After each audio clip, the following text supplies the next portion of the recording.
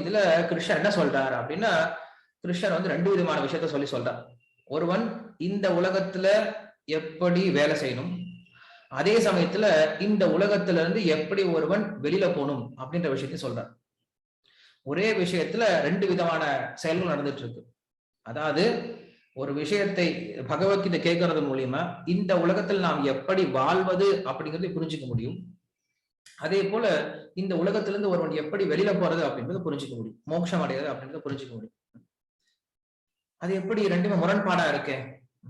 ஒண்ணு இந்த உலகத்துல வாழணும். இந்த உலகத்துல வாழ்ந்தோம் அப்படின்னா மறுபடியும் இந்த உலகத்துல தான் வாழ போறோம். ஒண்ணு இந்த உலகத்துல இருந்து வெளியில போகணும் இல்லையா? இந்த உலகத்துல வாழ்ந்தோம் அப்படின்னா இந்த உலகத்துல இருந்து வெளில போக முடியாது. இந்த உலகத்துல இருந்து வெளில போக முயற்சி பண்ணோம் அப்படின்னா இந்த உலகத்துல வாழ முடியாது. அப்படி இருக்கும்போது ரெண்டுமே ஒரே சமயத்துல எப்படி நடக்கும் அப்படின்னு யோசிச்சு பார்க்கலாம். ரொம்ப சின்ன உதாரணம் தான். டாக்டர் என்ன பண்றாருன்னா நம்மளுக்கு பிரிஸ்கிரிப்ஷன் எழுதி கொடுக்குறாரு, மருந்து எழுதி கொடுக்குறாரு. டாக்டர் நம்மளுக்கு ஏன் மருந்து எழுதி கொடுக்குறாரு?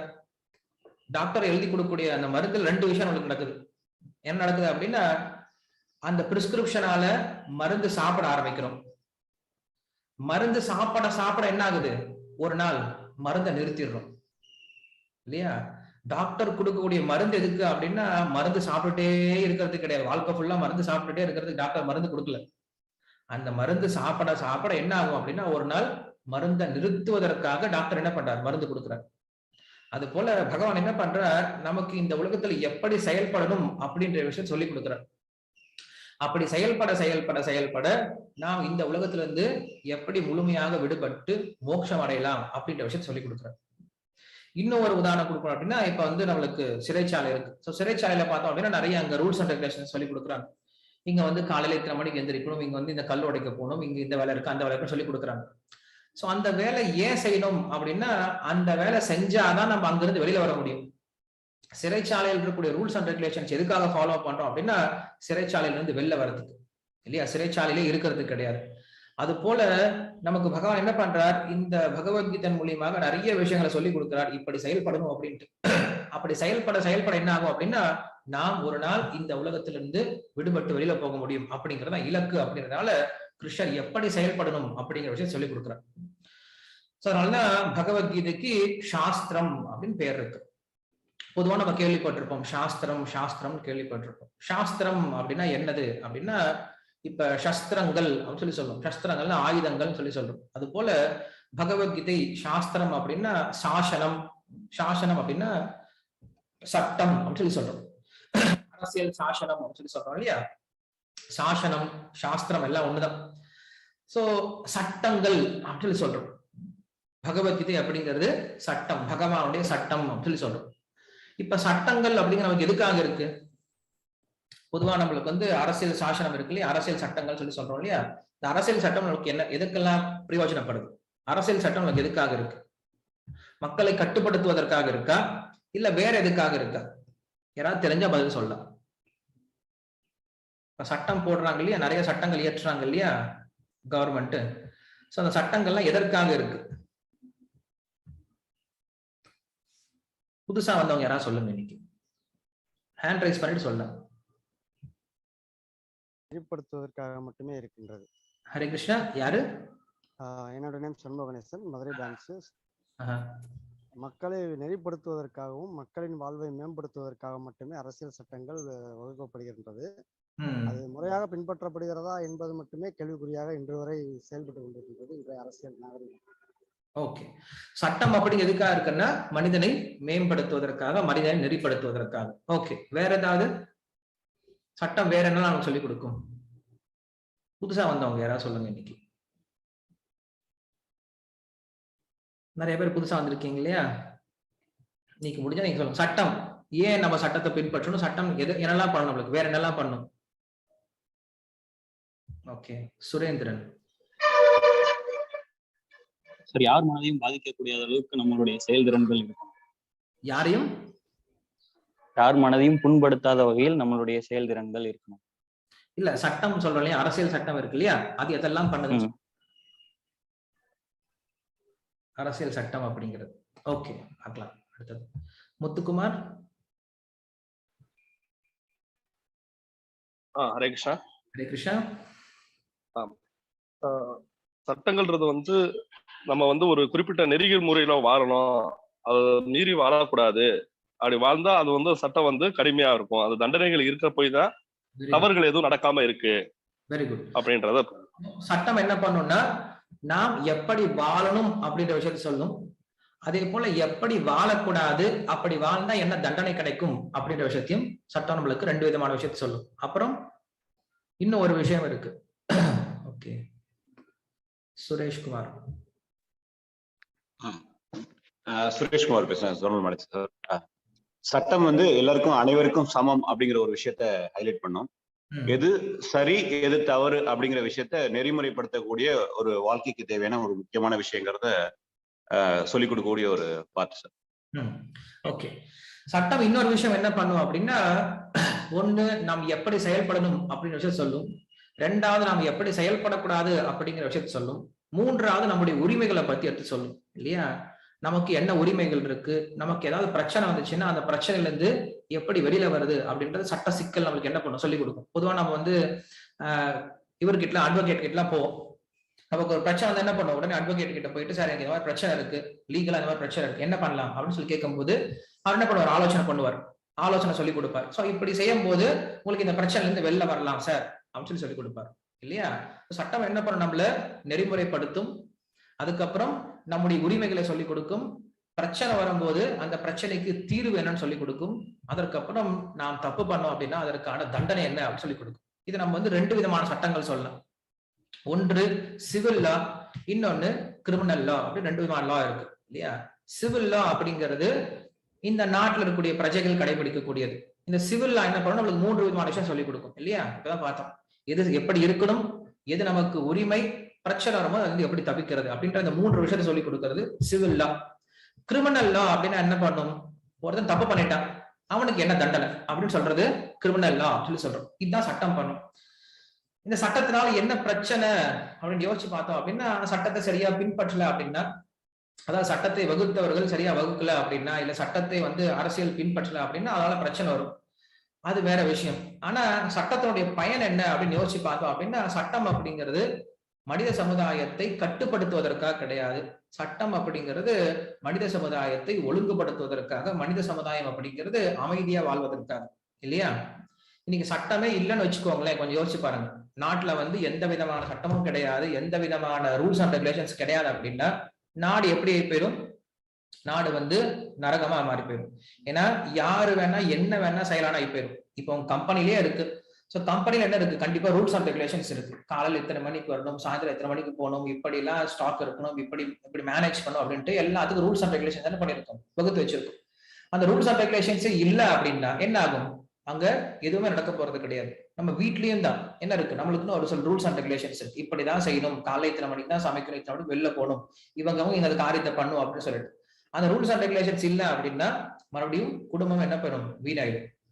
அதனால சட்டங்கள் அப்படிங்கிறது நம்மை கட்டுப்படுத்துவதற்காக கிடையாது, சட்டங்கள் அப்படிங்கிறது நம்மை மேம்படுத்துவதற்காக அப்படின்ற விஷயத்த புரிஞ்சுக்கணும். முதல்ல இதை புரிஞ்சுக்கணும். சோ இதான் என்ன பண்ணுது, அவளுக்கு சாஸ்திரம் சொல்லிக் கொடுக்குது. சாஸ்திரம் அப்படின்னா ஏதோ பிரயோஜனமற்ற தேவையற்ற ஸ்லோகங்களோ இல்ல கதைகளோ இல்ல தேவையற்ற கற்பனையான விஷயமோ கிடையாது. சாஸ்திரம் அப்படிங்கிறது மனிதன் எப்படி மனிதனாக வாழ வேண்டும், மனித சமுதாயம் எப்படி ஒன்றாக சேர்ந்து மேம்பட வேண்டும், அதே போல இந்த மனித சமுதாயம் அப்படிங்கிறது அதனுடைய இறுதி இலக்கான மோட்சம் அப்படிங்கிற விஷயத்தை எப்படி அடைய வேண்டும் அப்படின்ற விஷயத்தை என்ன பண்ணுது, நமக்கு சாஸ்திரங்கள் படிப்படியா சொல்லி கொடுக்குது. அதான் சொன்ன இல்லையா, ஒரு டாக்டர் கொடுக்கக்கூடிய பிரிஸ்கிரிப்ஷன் போல, டாக்டர் பிரிஸ்கிரிப்ஷன் கொடுக்குறாரு அப்படின்னா அவர் சொல்றாரு, சார் இதெல்லாம் இந்த மருந்தை சாப்பிடணும் சார், இதெல்லாம் இந்த உணவெல்லாம் நீங்க சாப்பிடக்கூடாது சார், நீங்க இப்படி பத்தியம் இருக்கணும் சார் அப்படின்னு சொல்றாரு. அப்படின்னா அவர் நமக்கு ஒரு சில ரூல்ஸ் அண்ட் ரெகுலேஷன்ஸ் கொடுக்குறாரு. சோ யாரும் சொல்ல மாட்டாங்க, சார் எனக்கு ஏன் சார் இவ்வளவு ரூல்ஸ் அண்ட் ரெகுலேஷன்ஸ் கொடுக்குறீங்க, எனக்கு இவ்வளவு கொடுக்காதீங்க சார் அப்படின்னு யாரும் சொல்ல மாட்டோம். அவர் சொல்லக்கூடிய ரூல்ஸ் அண்ட் ரெகுலேஷன்ஸ் என்ன பண்றோம், எல்லாரும் கடைபிடிக்கிறோம். காரணம் என்னது, நம்முடைய நோய் குணமாவதற்கு அந்த ரூல்ஸ் அண்ட் ரெகுலேஷன்ஸ் எதுக்கு ஃபாலோ பண்றோம், அந்த ரூல்ஸ் அண்ட் ரெகுலேஷன்ஸை கொஞ்சம் கொஞ்சமா நிறுத்திக்கிறதுக்கு. டாக்டர் சொல்லக்கூடிய ரூல்ஸ் அண்ட் ரெகுலேஷன்ஸ் அவர் பிரிஸ்கிரிப்ஷன் கொடுக்குறாரு அப்படின்னா அந்த பிரிஸ்கிரிப்ஷன் டாக்டர் கொடுக்கறது வாழ்க்கை ஃபுல்லா சாப்பிடறதுக்காக கிடையாது. அந்த பிரிஸ்கிரிப்ஷன் சாப்பிட சாப்பிட சாப்பிட கொஞ்சம் கொஞ்சம் என்ன ஆயிரும், நம்ம நோய் குணமாக அந்த பிரிஸ்கிரிப்ஷன் நிறுத்திடுவோம். அதுக்குதான் அவர் மருந்து கொடுக்குறாரு. ஐ திங்க் அதுதான் மருந்து கொடுக்குறான்னு நினைக்கிறேன். இன்னைக்கு இருக்கக்கூடிய டாக்டர்ஸ் பத்தி தெரியல, பட் பொதுவா டாக்டர்ஸ் எதுக்காக மருந்து கொடுப்பாங்க, கொஞ்சம் கொஞ்சமா மருந்தை நிறுத்துறதுக்கு தான் டாக்டர்ஸ் மருந்து கொடுக்குறாங்க. அது போல சாஸ்திரம் என்ன பண்ணுது அப்படின்னா நமக்கு இப்படிப்பட்ட விஷயங்களை செய்யணும் அப்படின்னு சொல்லி கொடுக்குது. அப்படி செய்ய செய்ய செய்ய என்ன ஆகும் அப்படின்னா நாம் கொஞ்சம் கொஞ்சமா இந்த உலகத்திலிருந்து விடுபட்டு மோட்சம் அப்படி நிலை அடைய முடியும் அப்படிங்கிற விஷயம் சொல்லி கொடுக்குறாரு. இது ரெண்டாவது விஷயம். பொதுவா நம்ம இந்த உலகத்துல எப்படி வாழணும் அப்படிங்கிற விஷயம் எங்கதான் தெரிஞ்சுக்க முடியும்?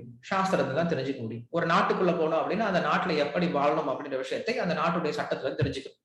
ஒரு கம்பெனில போய் எப்படி நம்ம அங்க செயல்படணும் அப்படின்ற விஷயத்த கம்பெனியோட ரூல்ஸ் அண்ட் ரெகுலேஷன்ஸ் தெரிஞ்சுக்கணும். அது போல மனிதன் எப்படி வாழ வேண்டும் அப்படின்ற விஷயத்தை சாஸ்திரத்துல தெரிஞ்சுக்கிறோம்.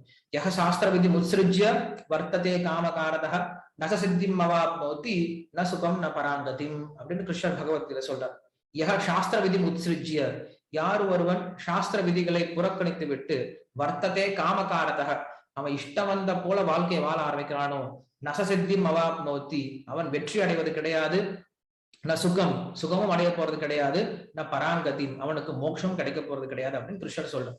இப்போ சாஸ்திர விதிமுறைகளை ஆரம்பிக்கிறதுல இருந்து சாஸ்திரத்தை பின்பற்றுவதில் இருந்து மனித வாழ்க்கையை ஆரம்பிக்கிறது. சாஸ்திரத்தை நம்ம உண்மையில பின்பற்றுறோமா அப்படின்னு யோசிச்சு பார்த்தோம் அப்படின்னா நமக்கு தெரியாமே நம்ம சாஸ்திரத்தை பின்பற்றிட்டு இருக்கோம்.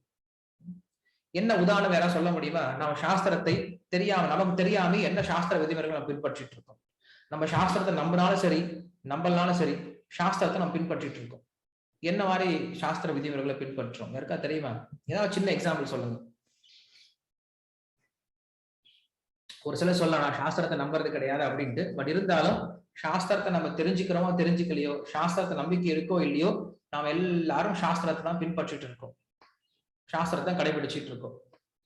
ஒரு சிம்பிள் எக்ஸாம்பிள் சொல்லலாம். ஓகே, நானே சொல்றேன். சிம்பிள் எக்ஸாம்பிள் என்ன அப்படின்னா, பல்லு விளக்குறோம் இல்லையா? பல்லு ஏன் விளக்குறோம்? இப்ப எந்த மிருகம் பல்லு விளக்குறது கிடையாது, எந்த மிருகம் பல்லு விளக்குறது கிடையாது. அதுக்கு எந்த டென்டிஸ்ட் ப்ராப்ளம், அதை எந்த டென்டிஸ்ட் கிட்டயும் போறது கிடையாது. பல்லு விளக்காம இருக்கிறதுனால அது மாசத்துக்கு ஒரு முறை டென்டிஸ்ட் கிட்ட போய் பல்லு கொடுங்கிறது, பல்லு சொத்தை விழுந்துறது எதுவுமே கிடையாது. எந்த மிருகத்தை எடுத்து பாருங்க, பல்லு எல்லாம் கிளீனா இருக்கு, எல்லா மிருகத்தும் நல்லா இருக்கு. அது பல்லு விளக்குறது கிடையாது. பல்லு விளக்குனாதான் பல்லு ஹெல்த்தியா இருக்கும் அப்படிங்கிறது எங்கேயுமே கிடையாது இல்லையா? ஒத்துக்கிறீங்களா? இதை ஒத்துக்கிட்டீங்க அப்படின்னா உங்களுக்கு டென்டிஸ்டுக்கு எல்லாம் வேலையை எல்லாம் போயிடும். ஸோ பல்லு விளக்குனாதான் பல்லு ஹெல்த்தியா இருக்கும் அப்படிங்கிறது கிடையாது. இயற்கையின் நியதி பிரகாரம் எந்த மிருகம் பல்லு விளக்குறது கிடையாது. ஆனா மனுஷன் மட்டும் ஏன் பல்லு விளக்குறான் அப்படின்னு யோசிச்சு பார்த்தோம் அப்படின்னா அது சாஸ்திரத்துல சொல்லப்பட்ட ஒரு விதிமுறை. ஸ்மிருதி சாஸ்திரம் அப்படின்னு இருக்கு. சாஸ்திரத்துல ரெண்டு விதமான சாஸ்திரம் இருக்கு. ஒன்று ஸ்ருதி சாஸ்திரம், இன்னொன்னு ஸ்மிருதி சாஸ்திரம்னு இருக்கு. ஸ்ருதி சாஸ்திரம் அப்படிங்கிறது ஆத்மாவுக்கு சம்பந்தப்பட்ட விஷயத்த சொல்லி கொடுக்கும், ஆத்மாவை பற்றிய ஞானத்தை கொடுக்கும், பகவானை பற்றிய ஞானத்தை கொடுக்கும். இந்த ஆத்மாவிற்கும் பகவானுக்கும் உள்ள உறவு முறையை பத்தி விஷயத்த சொல்லி கொடுக்கிறது ஸ்ருதி சாஸ்திரம்.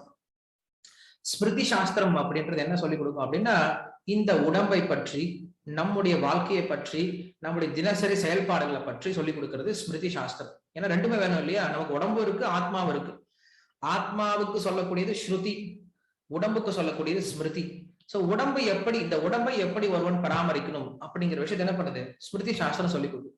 அந்த ஸ்மிருதி சாஸ்திரத்துல ஒரு மனிதன் காலையில எந்திரிச்சதுல இருந்து இரவு தூங்குற வரைக்கும் அவன் என்னெல்லாம் காரியம் பண்ணணும், எப்படி எல்லாம் செய்யணும் அப்படின்ற விஷயத்த என்ன பண்ணுது அந்த ஸ்மிருதி சாஸ்திரம் எழுதி வச்சிருக்கு. அந்த ஸ்மிருதி சாஸ்திரம் தெரிஞ்சதுனால என்ன பண்ணிருக்காங்க நம்முடைய மூதாதையர்கள் அந்த விஷயத்தை கடைபிடிச்சிட்டு இருந்தாங்க. அதை நமக்கு அப்படியே சொல்லி கொடுத்தாங்க. சொல்லி கொடுத்து வழியா என்ன ஆயிடுச்சு, இந்த வழிமுறை நமக்கு கிட்ட இங்க சேர்ந்துருக்கு.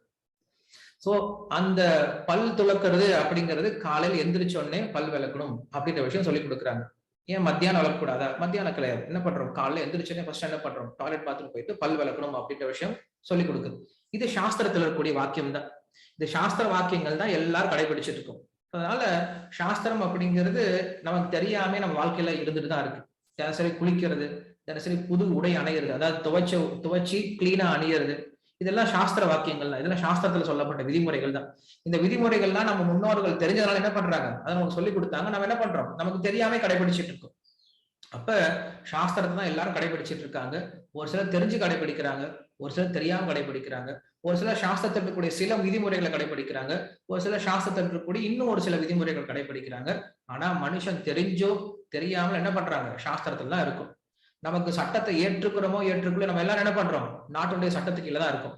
எனக்கு சட்டத்து மேல நம்பிக்கை இல்லை சார், எனக்கு பிரதமர் மேல நம்பிக்கை இல்லை சார் சொல்லலாம். ஆனா நம்ம எல்லாரும் என்ன பண்றோம், நம்முடைய நாட்டினுடைய சட்டத்துக்கு கீழே தான் வாழ்ந்துட்டு இருக்கோம். அதே போலதான் நமக்கு சாஸ்திரத்து மேல நம்பிக்கை இருக்கோ இல்லையோ, நம்ம சாஸ்திரம் தெரியுமோ தெரியாத எல்லாரும் என்ன பண்றோம், சாஸ்திரத்தை தான் பின்பற்றிட்டு இருக்கோம். சாஸ்திரத்தை பின்பற்றாம யாருமே கிடையாது. அந்த சாஸ்திரத்தை தெரிஞ்சுக்கிறதுனால எப்படி வாழணும் அப்படின்ற விஷயம் தெரிஞ்சுக்கலாம். அப்படிலாம் என்ன பண்றோம், நம்ம தப்பு தப்பா வாழ்ந்து நிறைய பிரச்சனைக்கு உள்ளாரும். சோ இந்த சாஸ்திரத்தை பத்தி பேசுறதுதான் பகவத்கீதை. இந்த சாஸ்திரத்திலே உயர்ந்த சாஸ்திரம் சொல்றதுதான் பகவத்கீதை அப்படின்னு சொல்லுவோம். அந்த பகவத்கீதை என்ற சாஸ்திரமானது நமக்கு இந்த உலகத்துல எப்படி வாழணும், இந்த உலகத்துல இருந்து ஒருவன் கொஞ்சம் கொஞ்சமா விடுபட்டு எப்படி மோட்சம் அடையணும் அப்படின்ற விஷயம் வரைக்கும் நமக்கு என்ன பண்ணுது பகவத்கீதை நம்மள